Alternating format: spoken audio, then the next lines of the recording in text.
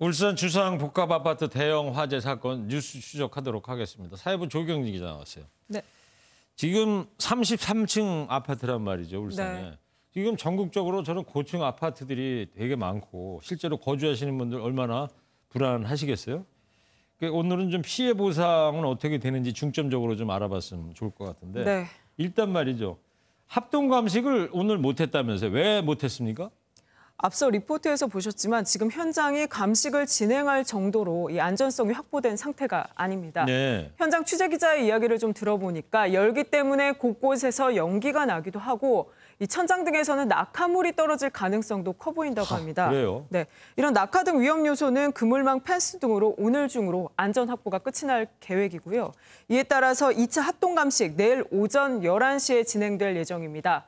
내일 있을 2차 감식 또는 그 이후의 정밀 조사를 통해서 이 화재 원인이 밝혀질 것으로 보이는데 지금으로서는 그 시기를 단정할 수는 없습니다. 네.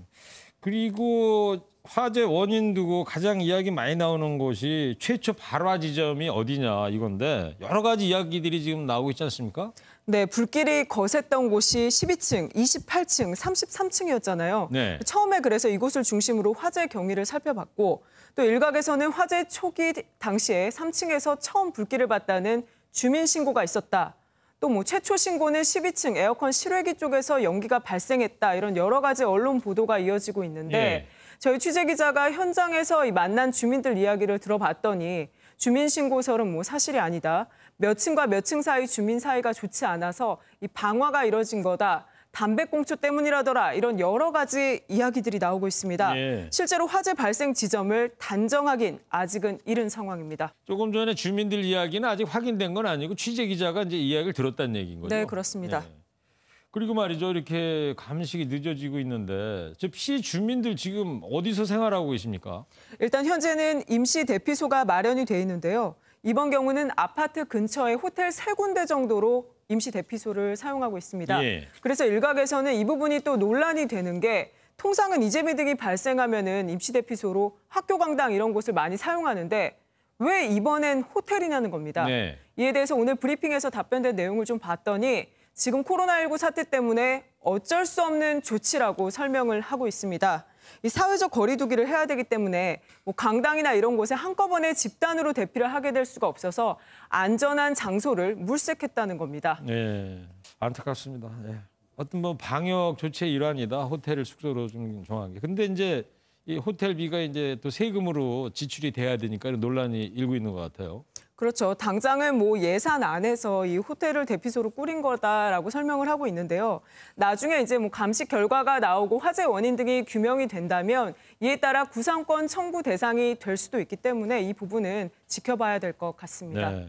자, 그리고요. 지금 피해 주민들도 그렇고 이 뉴스 시청하고 계신 시청자분들도 가장 궁금하게 생각할 부분일 것 같은데 네. 이 보상 문제는 어떻게 처리될 것 같습니까?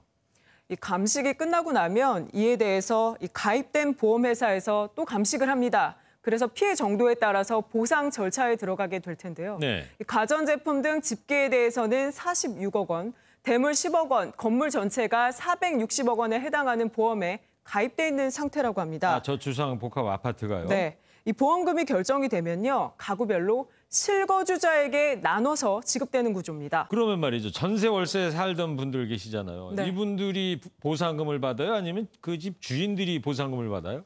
이럴 경우에 보험금을 받는 주체는 집주인이 아니라 매달 보험료를 내는 전세 월세 세입자가 됩니다. 이 주민들은 비상대책위원회를 꾸려서 오늘 아침 10시부터 관련 회의를 진행을 했는데요.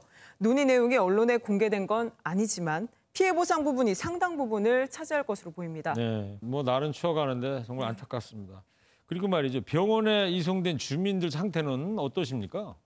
이 90여 명 대부분 경증 환자였기 때문에 더 악화하거나 예후가 안 좋은 경우는 아직까지는 없는 것으로 파악됩니다. 네. 이 상대적으로 부상 정도가 심했던 입주민들도 퇴원을 한 상태라고 합니다.